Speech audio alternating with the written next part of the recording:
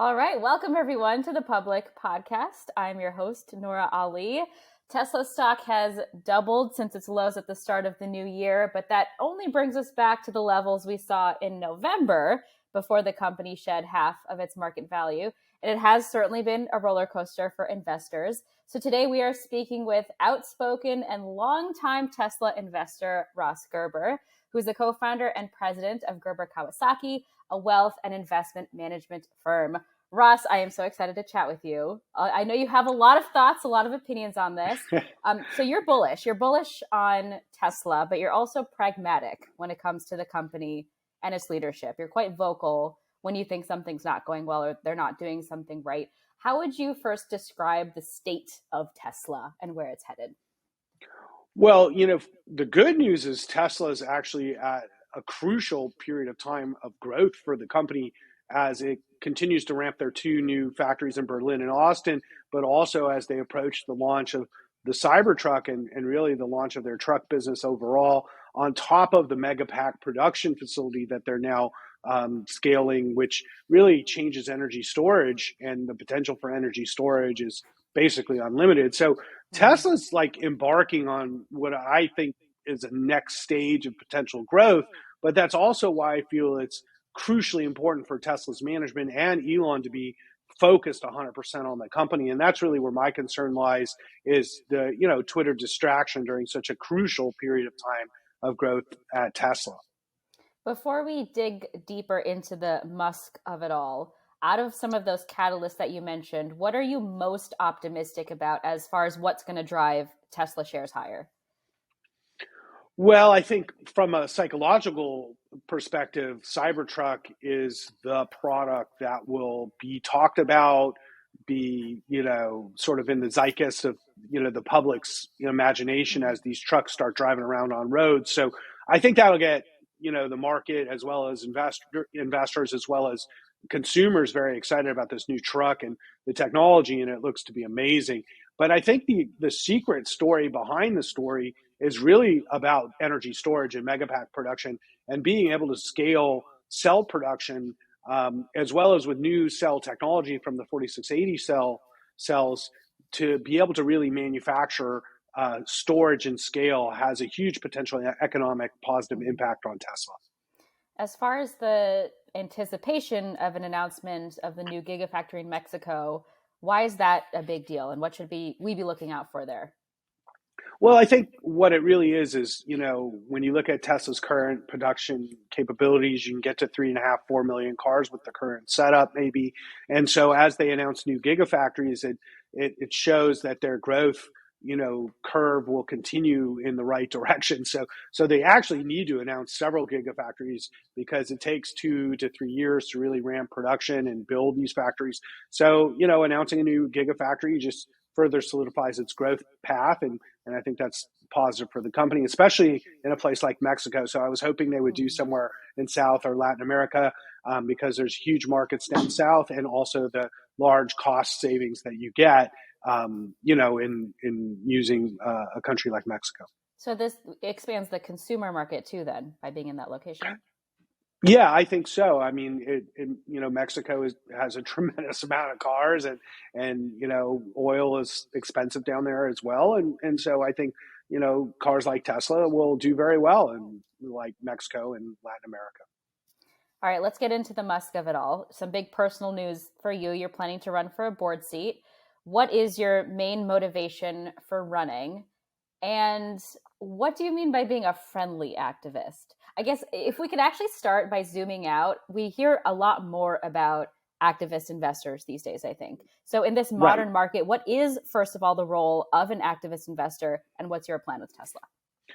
Well, I've always been an activist investor, and when I invest in companies, I typically buy companies that are doing well. I'm not somebody who likes to focus on companies that are struggling and try to fix them.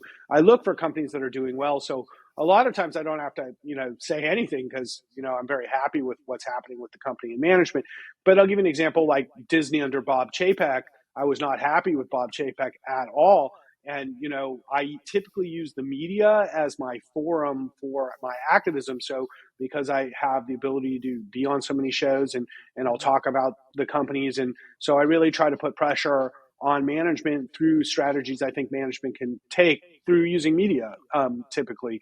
In the case of Disney, we saw the board take the type of action I was hoping and did everything that I had hoped and replaced Chapek with, Bob Iger. And now the new business plan is great. And, I really, am thrilled with the outcome. In Tesla's case, I feel that the board of directors has basically not done anything to protect shareholders. And because I represent thousands of retail shareholders at my firm that own Tesla stock, as well as I'm backed by, some large investors in Tesla, we all felt that there's things that Tesla can do to, especially last year, that could have protected shareholders with the Twitter acquisition, the massive sales of stock by Elon, the PR disaster that Twitter has become for Tesla. And I just felt that also not having a succession plan, as well as so many service and quality issues that continue to hamper Tesla, that it was time for somebody to do something. And since the board hasn't taken any action on any of these issues, I've decided to run for the board because essentially I want to make Tesla a better company. I want to help Elon. And that's what I'm saying. I'm a friendly activist. I want the best for Elon and Tesla. And that's why I'm doing this. Sometimes you got to push a little bit harder to get the results that I think will be best for Tesla. And a lot of people, sort of think like, well, Elon the greatest, this and that. And I'm a huge fan of Elon, but one area he's not so great with is marketing and media and PR in the mainstream media. And unfortunately, whether he likes it or not, 95% of people get their news this way. So, there's so much misinformation and FUD, and even in the Super Bowl, this guy running a totally like lie ad. It just got to a point where it's like Tesla needs to step up, grow up, and be more like Apple. If it wants to be an Apple valuation, it needs to build its brand like Apple did under Steve Jobs. And that's through amazing creative marketing.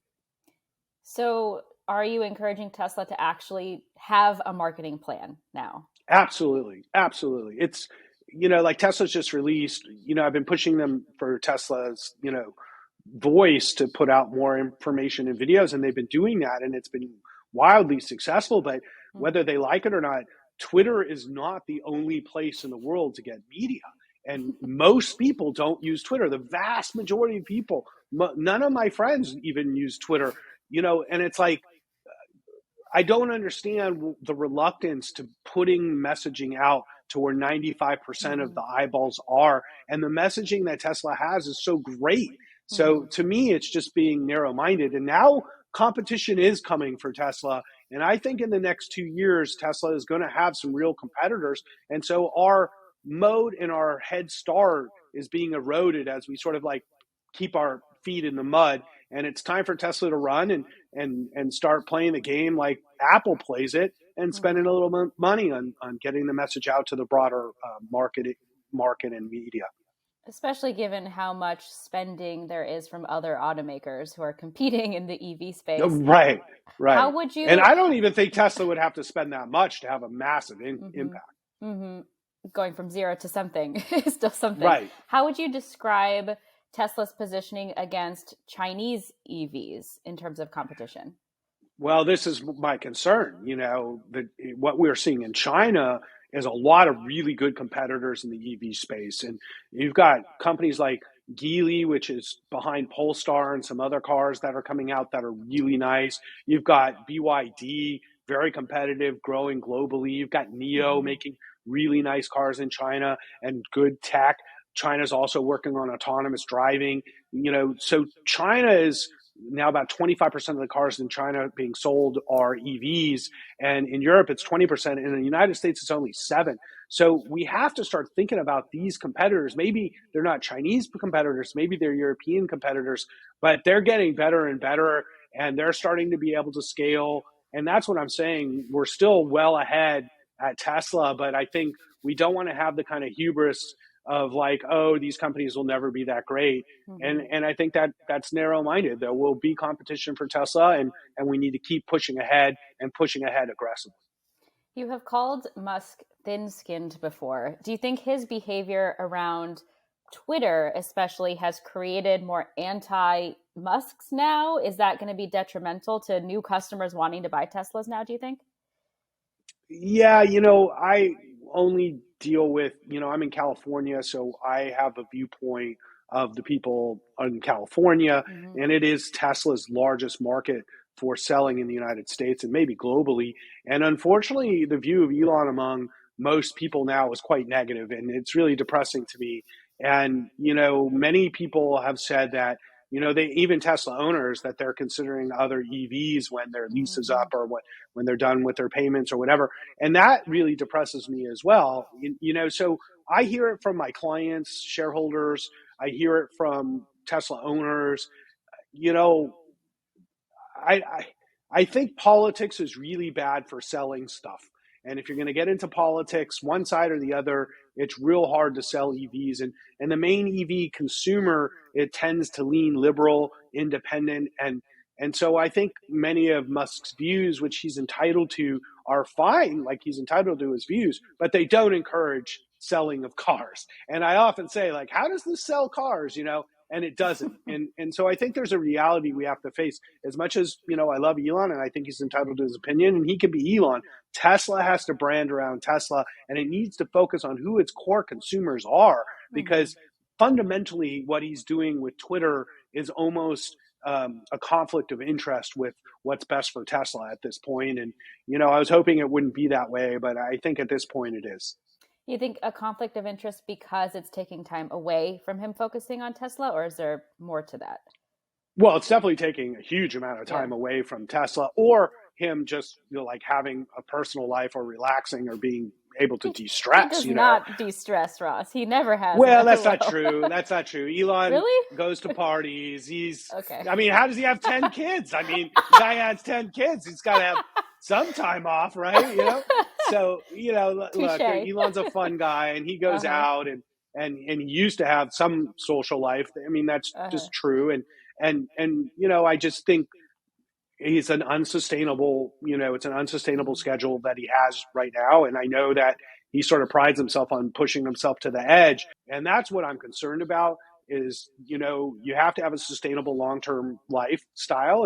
And that's where Twitter's getting in the way. And not to mention the distraction and not to mention, I think, the toll it's taking on him, whether he realizes it or not. So, I am concerned and I do support him and it's real tough to communicate with him in a way that I think he will listen. But I do think he listens. But I'm really hoping he understands, you know, the mission of SpaceX and Tesla in my mind Mm-hmm. far supersedes the mission Mm-hmm. of Twitter. Mm-hmm. So you've said you want to help work on a succession plan for Tesla to make sure investors feel comfortable if anything were to happen to Musk. Do you think the company is underprepared when it comes to that right now? Yeah, I do. I think that there is no easy leader to point to. I think there's been a lot of great executives of Tesla that have left over the last 5 years that could have taken a role like this, like JB Straubel Mm-hmm. or whoever. But they used to have Jerome Guillian, who was running their truck business, who built the Fremont factory, who got Model 3, basically saved the company. He's left the company. He was also a great operator. So they have great operators at Tesla right now. And they have some great executives at Tesla, but it just isn't clear to me. And I don't think anybody, like if Elon went to Mars tomorrow and said, all right, Tesla run, I'm sure it would be fine to some degree.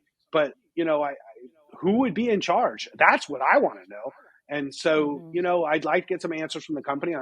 I've reached out to them to try to get together with them in the next couple of weeks and haven't heard back. And, I would like to get this stuff cleared out. I think it's a benefit to shareholders and a benefit to Tesla. What's your take on the latest around full self-driving? It's been in the crosshairs. There's been a lot of criticism lately. Are there misconceptions? What should investors know? Yeah, I mean, this is one of the things that really gets my goat is that Tesla should be putting out videos or taking ads on the safety of using full self-driving versus the perception today that these cars are going wild and running over babies and stuff, which is just not true. And in fact, I can't think of any major accident that's been caused while somebody's been on full self-driving. We have over 200,000 people using it today. So I use full self-driving almost every day when I drive, and it gets better and better every 2-3 weeks with the updates. And right now, I drive one of the more challenging drives to work and back every day. And it's still not perfect. And I still have to intercede mostly because of the humans that I have to interact with when the car is on full self-driving, because LA drivers are crazy. And so when you think about driving on simpler, roads and simpler places to drive throughout America, full self-driving works pretty good. It's level 3. That means it'll drive itself with a driver sitting there monitoring it, and it will get you from A to B. It's not perfect, and there's a lot of sort of things that still needs to work out on all these sort of random things that can happen. But full self-driving also added features to make you pay attention while it's driving. You can't use your phone. It will now sound an alarm if you even look at your phone. So it's actually created features that make using full self-driving safer than not using it. And that's the messaging that's not getting out to the general public. And I think it's important for Tesla to focus on this because A, they could be selling a lot more of this if people understood how great it was. And B, I think the public and the regulators really need to have a more accurate understanding of the capabilities of the software. Mm-hmm. So to round us out, what does success look like for you in, let's say, 6 months for Tesla, if Elon Musk and the team were to listen to everything that you wanted? Well, I'd love to see them, take an active role in marketing and public relations for the company and allowing mainstream media to see what's going on and doing interviews, and even not with Elon, with other executives at Tesla. There are so many people who support Tesla in the mainstream media that just want to know the story and will tell the story. So I think it's opportunity, as well as some traditional advertising, which I think could go a long way. They make great videos, they make great content, and I think the public should see this, not just putting it on Twitter. Secondly, I'd love to see them really address the service and quality issues and hire somebody from the auto industry who is an expert in quality and service and really go through operations and the service centers so that customers are happy with their experience after they buy a Tesla. And then thirdly, the succession plan and leadership roles, I think, should be clearly defined at Tesla. And I don't think people should have this perception that Tesla, this massive company, is just a founder-led startup, basically. And so I think Elon has an opportunity to show his leadership by bringing up other executives. Part of being a great leader is bringing up other executives and having them stay long-term at your company. And so it's an opportunity for Tesla to really show how great the team is there, because it is a great team there. So I'd love to see those things happen, and that's really what I'm pushing for. And that's what a friendly activist looks like. And Ross, thank you for including us in your media circuit, vocalizing what you hope the company will do. Ross Gerber is the co-founder and president at Gerber Kawasaki. Thanks again, Ross. Yeah, thanks for having me. Have a good day.